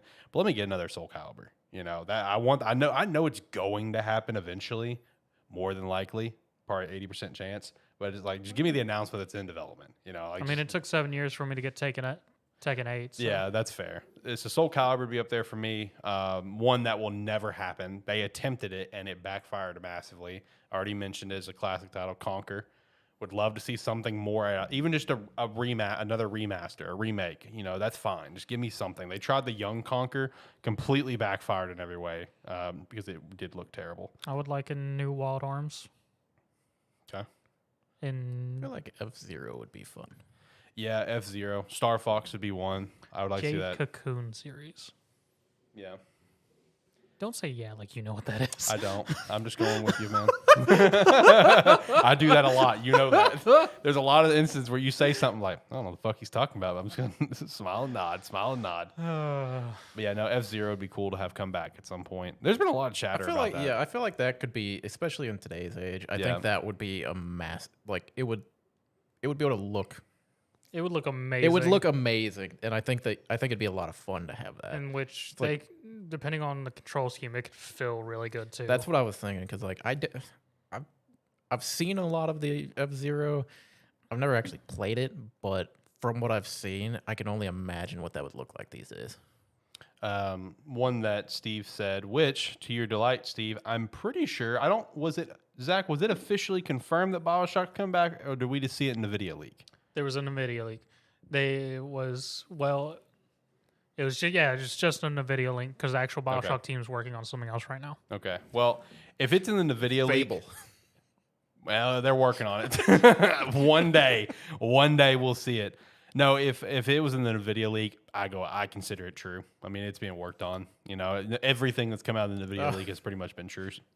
Xenoverse. Fuck, I know. That's not happening. Xenoverse 3, please. Hey, but we got Budokai Tenkaichi coming back. We do. So that's a big win. I'm just looking for the future too. Yeah, that's fair. That's fair. Series you haven't played much or at all, but you want to. Dragon Quest. Yeah, that's a good one Dragon for you. Quest. Dragon Age. Dragon Age is one for me, actually. I haven't played a lot of that, and I would like to. Same. I used to think Final Fantasy, but I think I've given up on saying that. It's like I'll just play 16 when it comes out because it looks interesting. These days, I'm like, if the game looks interesting, I'll give it a go. I don't care about the previous. Silent Hill. Okay.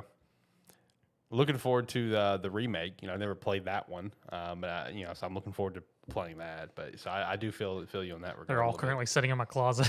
Yeah, I know. Steve does throw out there God of War for him. Yeah, I assumed. Yes, as it's been the ongoing topic here. Anyway, series that you've played the most, probably Pokemon or Zelda for me. What do you think my answer is? Bro, I have no clue for you. I will be honest. It could be a handful. It can't be the August War series, can it? No. I was like, I know you played a lot of that game, but I just based on deductions, you've got to have close to 1,000 hours in Persona. Actually, no. Well, no, you based on deductions, you have to have close to that time into it. I guess it's just not your most played. Across all 5 Personas I played, no. It's probably in the 300-hour range, but Well, you said you've played Persona 5 how many times? 5. And that's like 50 to 70 No, wait, hour game. that's wrong. Not 5, 4. Sorry. It's still a 50, 70-hour game. That makes up like 2/3 of your time right there. Correct. Most of the other ones I've only beat once. Oh, okay. I was gonna say it's like that's a multi-100-hour. Fuck, I got more time in Rocket League than he has in the entire Persona series.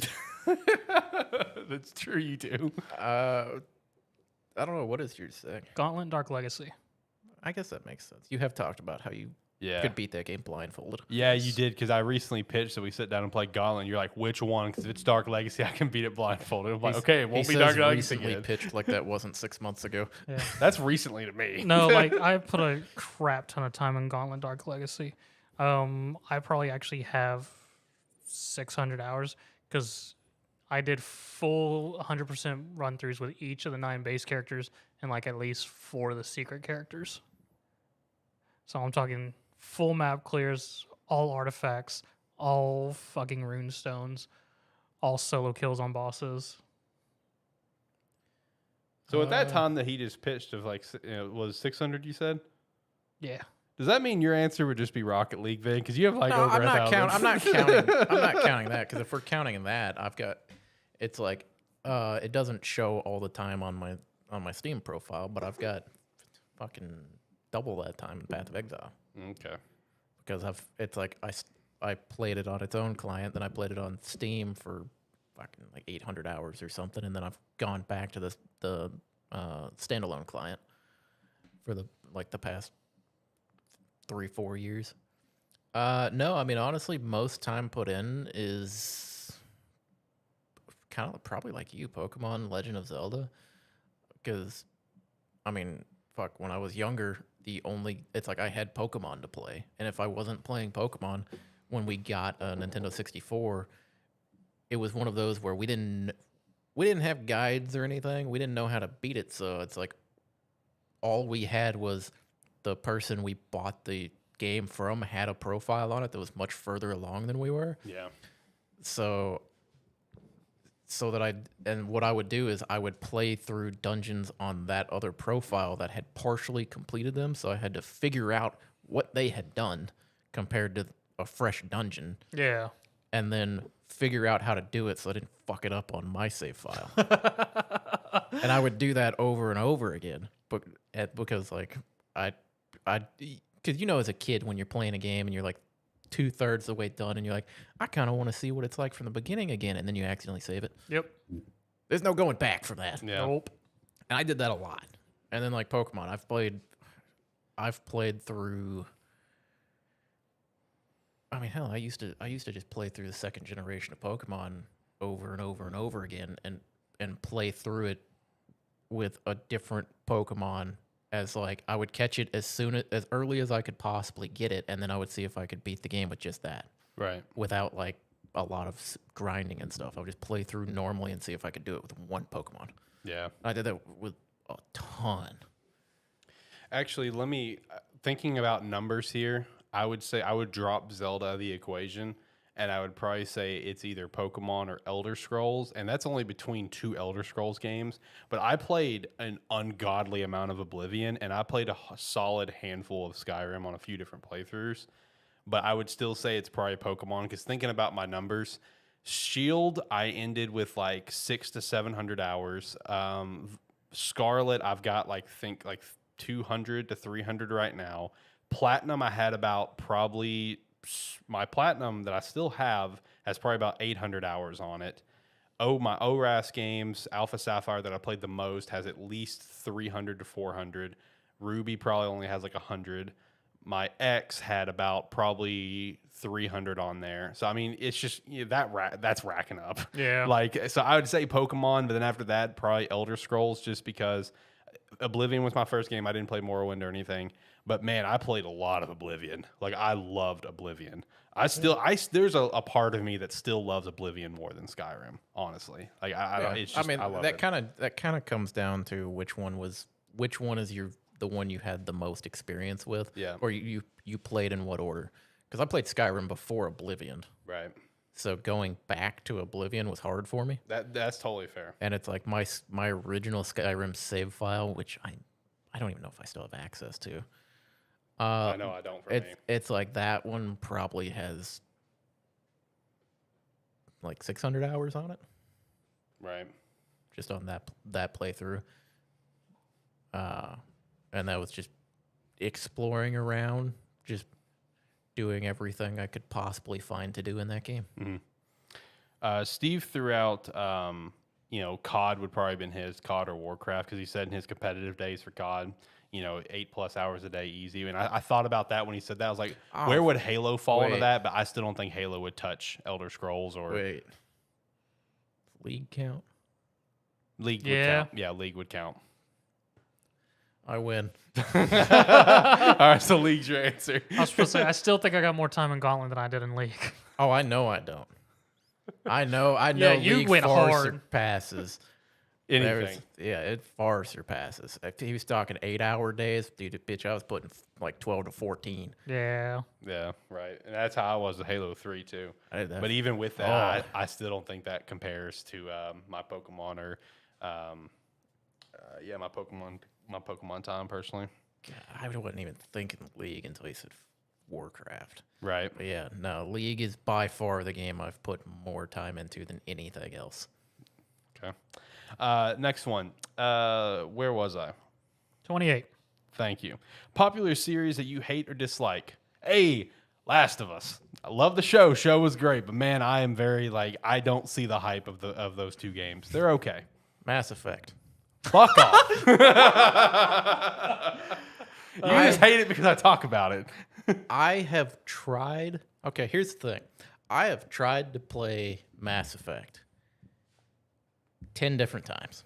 Oh my god. Here's the problem. Your first game in your series fucking sucks. I know. And if I'm gonna play through it, the fucking choices and everything carry over. Yep. So I'm not just gonna jump into the second game. I gotta play through the first one. That's what this guy did, and that's how he got in the series. Yeah, I know, but he's gone back and since played through it a shitload of times. I mean, that's But fair. here's the thing.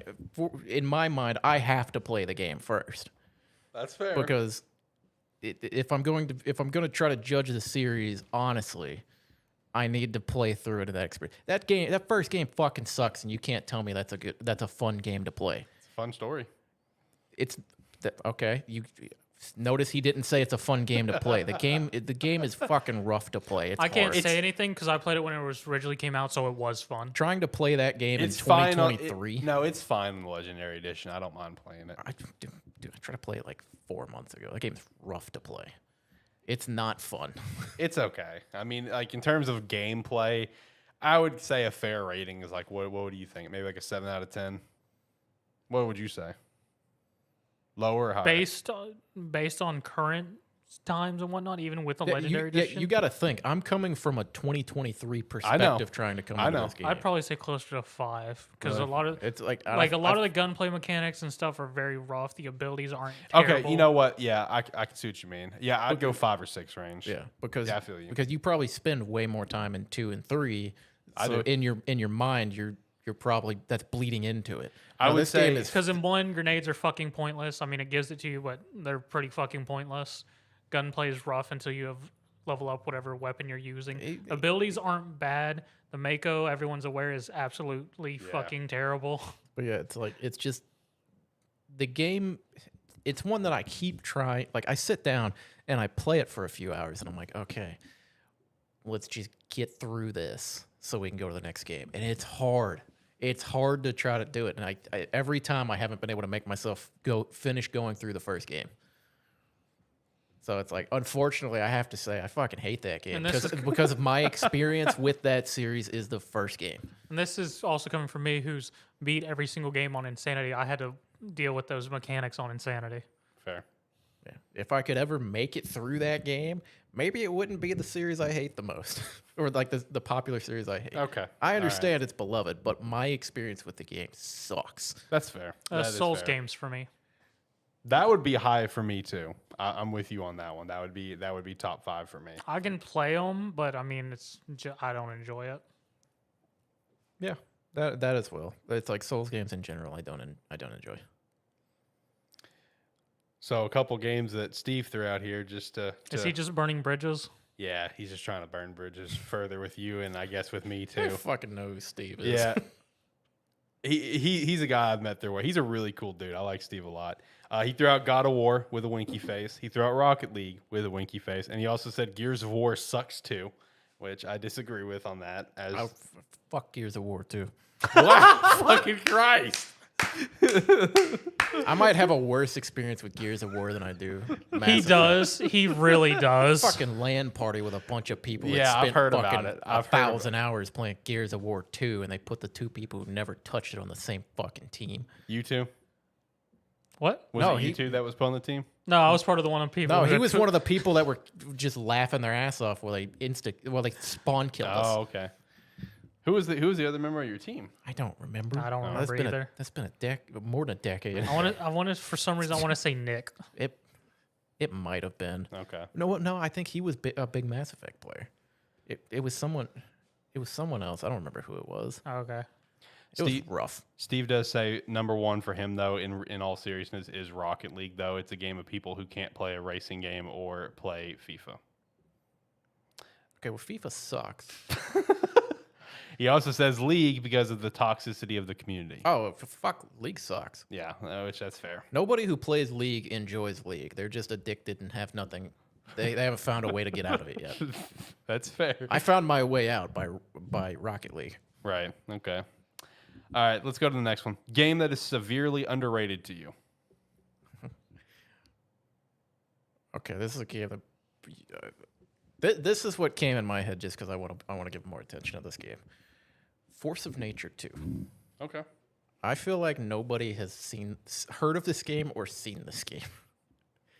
It's Force of Nature 2. It's a sequel to Force of Nature, but basically they're the same game. It's the same game with better graphics and quality of life improvements. It's a exploration crafting game where you basically explore an island, you go to different biomes and stuff, and you craft. It's like a 90-10. 90 time is spent gathering materials around your base and crafting the materials, and 10% is exploring. Because you have to spend all of the time gathering the resources to craft everything so that you can go out on an exploration. And I don't know, I found that game to be one of the most enjoyable games that I've ever played. And it was just a very relaxing experience the entire time. Your dad loved that game too. Yeah, he does. He does love that game. He plays it. Yeah, I love that game. Mine would be Spectral Force series. Okay. My specific game was Spectral Force 3. It's just a tactics game which has a nice mechanic of where it has a storyline, but you more or less just do quests as a mercenary group. And the interesting thing about it, the entire world's in war, and you can choose countries to do missions for. And as you do missions for them, the other countries will start to fall in influence and can be destroyed. And then you'll get special missions to recruit the officers from those countries that have fallen to then add to your mercenary group. I'm gonna take the same approach as you guys. I know you specifically let it off as like a game that you want to get more people's attention on, and it's a game that I just picked up last year, and I still very much enjoy it. But I definitely want to say an underrated game would be Ancestors, the Humankind Odyssey. That is a very, very fun game. It's very stressful.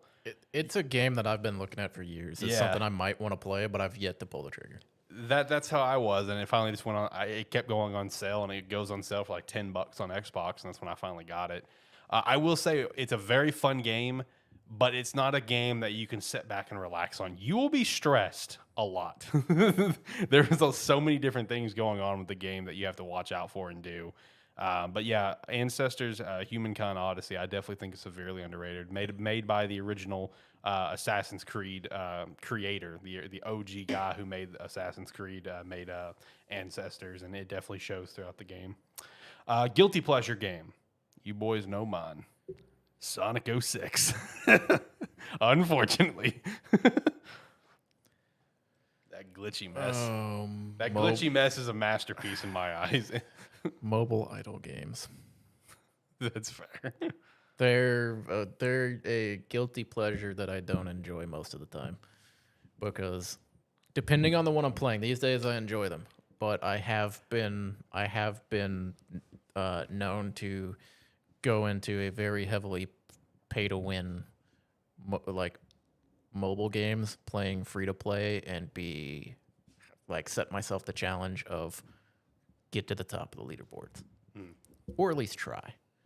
And I managed to crack into the top ranks on a few of them, but it's hard. But it's like I just love idle games.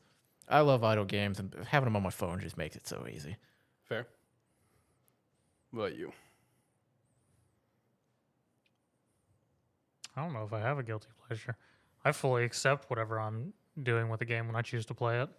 Yeah. Yeah, that's fair. Yeah, it's like, I mean, playing idle games in general, it's not really considered a guilty pleasure for most people. The problem is I will download the fucking bottom of the barrel trash that I know is trash going into it, and I'll play 6 versions of the same game.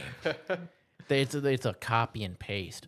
The exact same thing, just the items cost more in one game than the other, or it's a slightly different art style fantasy. I mean, I guess if I had to choose, I guess it would be gacha games, but even then, I'm not really. Because besides Fate Grand Order, I don't really get hard into any gacha games. Yeah, see? Imagine playing a competitive idle game that has gacha mechanics in it, and you're playing free to play. It's all the fucking whales. That was my life for 2 years. And you know what? I made it to the I didn't crack the top of the leaderboard, but I made it to the highest competitive rank.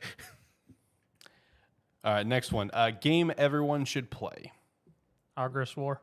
You can fuck off. That game sucks. I can say that. I've played it. Or I haven't played all of them. I've played some of it. He tried to play the first one because of God it. damn, that game is... I don't know how you enjoyed that so much. It's a tactics game with a decent story and an insane. I will say, it's hard to get into if you're not prepared for it. Yes, it is. It's also got an insane storyline with just. There's a true ending to the game, Alex, but the only way to get it, you have to have a fucking guide, because you're not gonna stumble your ass to the true ending. There's no fucking way. Game everyone should play. My actual choice that everyone should play, Omega Strikers. Coming out soon. And they're making sales pitches right now. Let's see. One game I've always recommended to people play is, Divinity Original Sin 2. Yeah. It's like, from playing it, it's one of the best games out there. Like I said earlier, it's a tactics like CRPG, but the amount of creativity you have in combat is unparalleled for most games in the genre. And I don't know, it's just a lot of fun. It can be one of the best experiences as a co-op group as well. Of course, like I said before, I'm very much a sucker for these kind of CRPG co-op experiences. But yeah, I've anybody that hasn't played it that has looked at the genre and thinks that might be fun, it's like one of the easiest games to get into. It's got very complex mechanics, but getting into them, as long as you kind of follow along when the game is trying to tell you something, as far as how the game works, you can kind of ease yourself into it pretty easily. But the mechanics of it get fairly deep as well. But I always recommend it as someone who hasn't played it but is interested in the genre should absolutely play it. So one that I would throw out there is more so directed at if you're a fan of this general, universe. But to me, even if you're not a fan of this style of game, I definitely think you should try it just because it is free to play and it's very addictive. Fun. I'll throw out Marvel Snap. I don't give a fuck. I think everyone should try Marvel Snap. If you're a fan of Marvel, try Marvel Snap. It's awesome. Another one that I want to shout out, but it's not one that I have a big dog in this fight for. I just know for a fact that in this general question, this game is actually the #1 game that my lady would always throw out all the time. Stardew Valley. That is one that she will always pitch. That people should. It's fucking amazing. Yeah, that is one where people should always try Stardew Valley at some point. So I just wanted to shout that one out. Again, Stardew Valley is a fantastic game. Also, it's a very, very fun co-op experience. Yeah.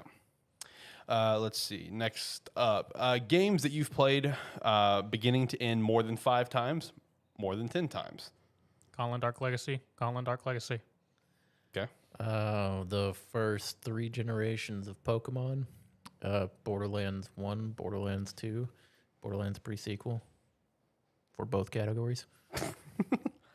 Let's see. Twilight Princess for sure. Marvel Spider-Man, Mass Effect 2, and Mass Effect 3, Pokemon Platinum, Pokemon Alpha Sapphire, Pokemon Sapphire. That's all that immediately comes to mind, but I know there's more. Oh, God, Halo 3. Jesus Christ, Halo 3. It's like Halo campaigns, I mean... Mostly 3. Yeah, because 3... As we've said before on the show, Halo 3 was one of those during the generation where we were playing that game. It was very much if somebody jumped in and was like, you were playing multiplayer, and they mentioned they hadn't played the campaign. Yeah. The next thing you did was after the game finished, you went and loaded up a campaign lobby and went and played it. Or if somebody just felt like playing it, they would throw it out there, and 9 times out of 10, everybody would be down for it. Bingo. Final Fantasy X, 5 times. Okay. Steve also threw out there, he's with you. Original Sin 2 is great. Oh, yeah. So you guys at least have one thing in common. How about that? So far, it's been nothing. Okay, let's see. Game setting you wish you lived in. Pokemon World, for sure. Easy answer. Yeah. Cop-out answer, too. But Good, go for it, Zach. You look like you're raring to go. Pow World. Yeah, that's even a better answer. Hold on. I revoked my answer. Give me Pow World. I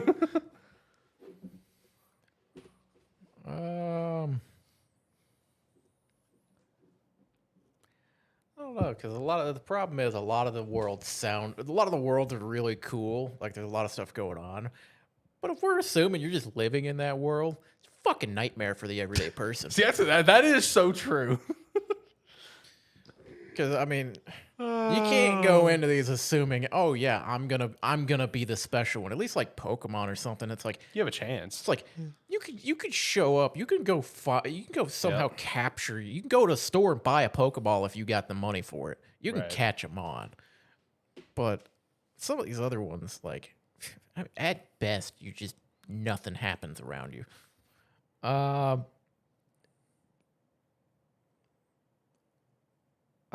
I'm not sure because a lot of these are. I mean, I would be okay living in the Mario universe. That's fair. Especially with how they depicted the Mushroom Kingdom in the movie. That's very fair. It was pretty sweet.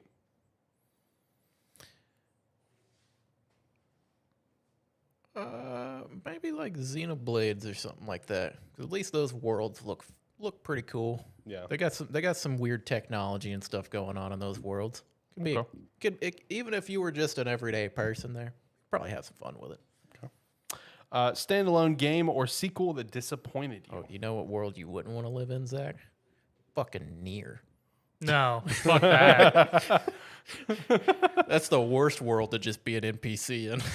Something's going wrong. Right. Gauntlet 7 Sorrows. For the disappointment. Yes. Okay.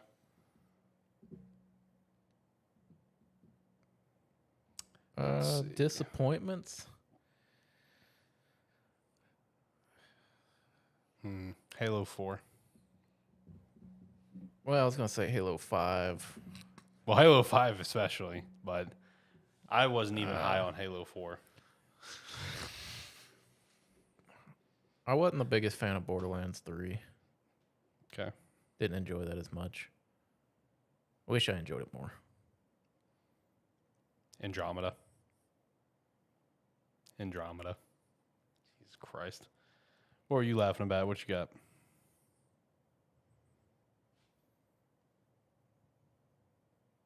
I was actually laughing at y'all's Halo stuff. Oh, okay. Yeah, that's definitely going to be up there for me. Pokemon Snap 2. Oh, I forgot that was a thing. I All right. never picked that up. Well, new Pokemon Snap. Sorry. Yeah, I never even picked that up. The game looks great in terms of visuals, but other than that, a lot left to be desired, you know. From what Superman 64. I was kind of stop.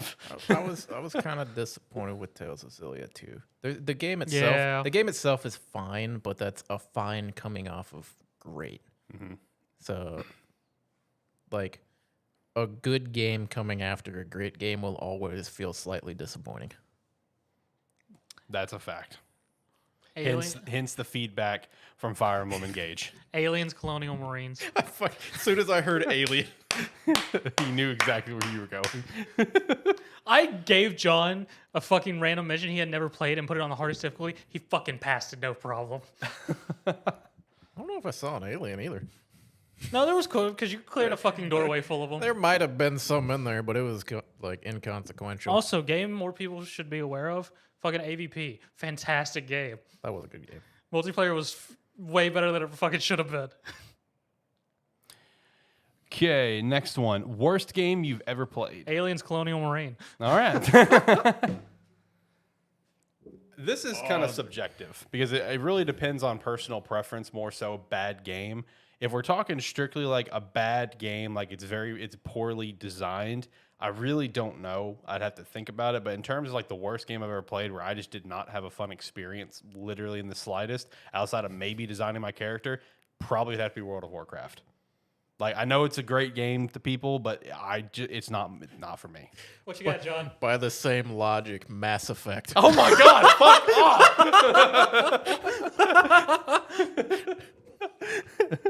You set me up for that one. I did. It wasn't even. I threw it up for you to spike it. That one never entered my head until you started like laying out how you were like. You're like, okay, let me put this in here like this. Yeah. I'm like, fuck, dude, you just described everything I said earlier. God damn it! Brought it back. Honestly, that's kind of hard for me because as I've said before, I'm a sucker for like any little free to play game, whether it be on mobile, Steam, just anything I could find. I'm a sucker for downloading a lot of these random games. So I've played a lot of just shit. That's fair. All right. Next question. We're near the end. Game you were surprised you liked. Fucking Wo Long. Yes! Thought I was gonna fucking hate that game. That's the most notable thing that I can say right now is Wo Long. I thought that we all leading up to it, you guys were having such a fun time telling me I was gonna have to play it, and then it just ended up being a lot of fun. Okay. Game you were surprised you liked. What would it be for me?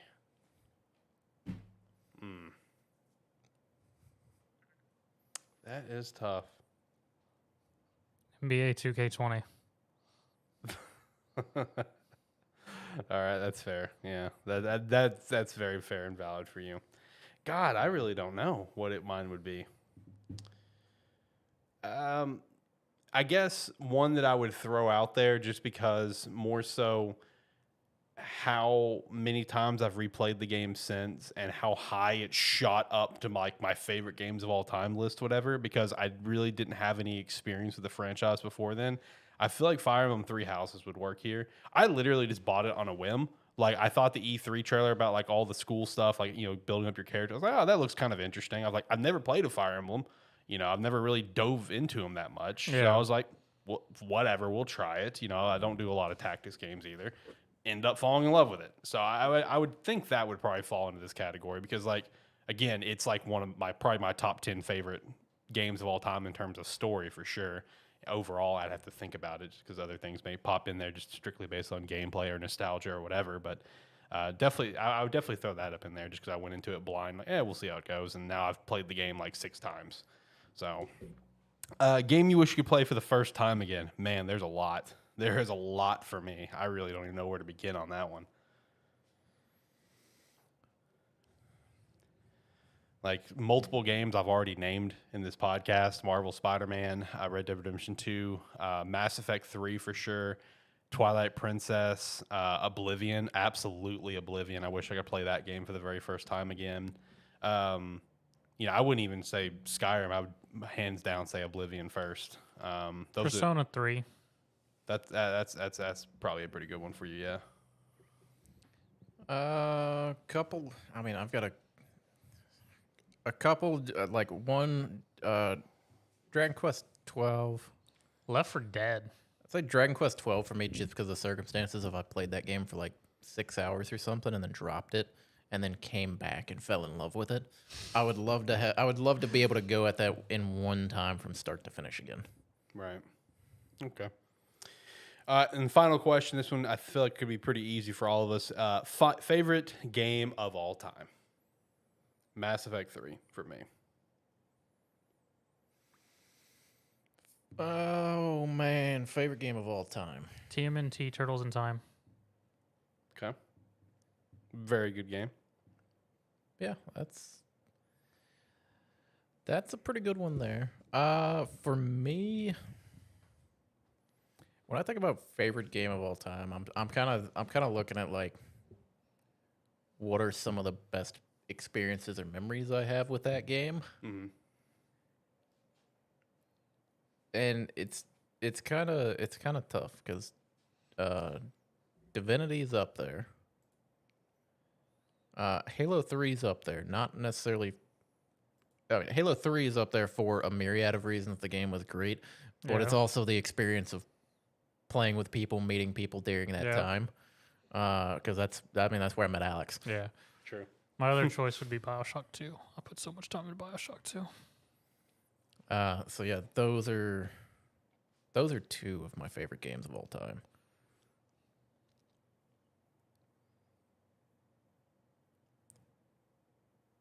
Then I don't know. Okay. There's a ton of games. There's a ton of games that I love. There's a bunch of games. Narrowing it down to like one or two games is kind of hard because, like I said, I don't think of it as like the game I've played the most or anything like that. I'm trying to think of what's the most fun I've had playing games. Right. Yeah, and that's kind of it takes a little thought because trying to think back on games I have fond memories of from older versus nowadays. Like the most fun I've had playing a game in like the last year or two, might be Tales of Arise. That was just some of the most pure fun I've had sitting down playing a game. right. Like in years, probably. Okay. Well, that wraps it up for the questions. Long episode. Yes. I'm going to speed run the weekly wrap up. Go for it. All right, so the first thing we got in the weekly wrap up here is we have God of War Ragnarok did get its new game plus finally. That actually looks pretty sick with the stuff they did add to the game. I'm looking forward to doing a boot up of that here sometime soon. Still talking about Sony. Sony's apparently working on a new handheld codenamed the Q Lite. Apparently, it's just a remote play device, which is severely disappointing, but not surprising in terms of Sony. I don't think they're willing to make the jump into a new standalone handheld console like a PS Vita 2 or another PSP or whatever they would be. It's almost what they're doing. They're just taking the standalone game aspect out of it. Yeah. I mean, It's basically half of a Vita.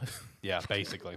Then a little update with the whole Xbox and Activision Blizzard thing. Jim Ryan gets unbelievably dramatic in court. There was a statement that was pulled in one of the latest things that came out where he basically said that if this deal goes through and Microsoft would, let's say, release a degraded version of Call of Duty onto PlayStation consoles, would lead to a large domino effect of one thing or to another, and ending with, quote, our business would never recover. Shut the fuck up. That's the biggest crockpot full of shit I've ever heard. Jim Ryan's just desperate at this point. This is legit beyond pathetic at this point. Let's let this die. Let this be over with.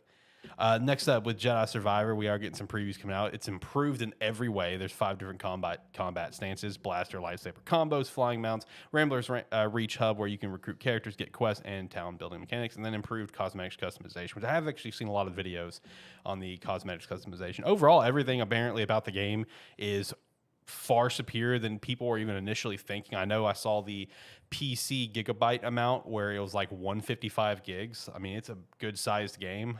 So I did recently watch a couple of lore videos in the first game, so I'm completely caught up on everything that happened. I've got a pre-order in for Survivor, and I'm pretty excited to play it. Still talking about EA here, though. EA announced that Alice Asylum, won't be happening after a decade of failed development. I actually forgot this was a game in development until this news came out. They basically gave up the license. The license is floating now, and they just completely shifted all work on it. I forgot there was even work being done on this game.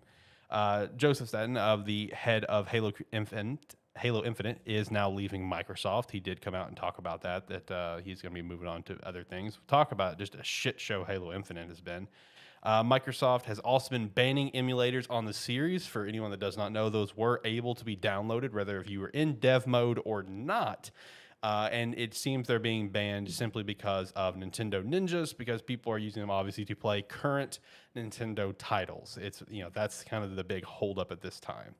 Konami is set to expand with a focus on game development. They're got a huge construction layout for a whole new building over in Japan that will solely focus on like motion capture and stuff like that. So it's good to see Konami's actually truly getting back into the gaming space. They have some things coming out here over the next year or so, but them actually getting back into it's pretty sick. And then Nintendo and Dina has launched Nintendo Systems, a joint venture designed to create new tech and services. Hopefully that means a better online service. That'd be sweet. And the last thing is Western Digital is releasing a new Xbox expandable storage card set to be cheaper than Seagate. That is big news because as of now, because of the storage card that Microsoft went with for the Xbox Series, there is quite literally no other options other than the Seagate option. Meanwhile, PlayStation 5, of course, goes with just a standard SSD, and you can buy so many different kinds of options, including ones that doesn't have the heatsink, and you can buy your own heatsink, and etc. Xbox has been very limited, so there's finally getting some competition on the market, so that is a good thing there. So that's everything for the weekly wrap-up. Boys, any last thoughts on anything? No, not really. You? Nope. All right, hit the music. Let's get out of here. All right.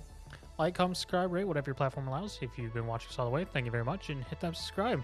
And see you next week. Bye. Well, not next week, actually. We're off. Yep. So not Break next week. Yep. All right. Do everything he said and more. And if you made it to the end of this one, this is a bit of a longer show, but thank you very much.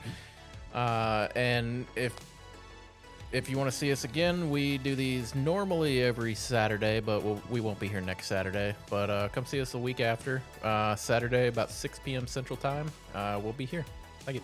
Yeah, we should be chatting about, I think, Dead Island 2. You'll have Ghostwire Tokyo, maybe some Minecraft Legends. I think it'll be a pretty fun time here a couple of weeks from now. You can also check us out at our website, sparky3.com. Use that for free. It's not $5 a month. Check out Rogue Energy, Agent Inc., join the Discord, all of that stuff. Until next time, guys, have a good one. Bye.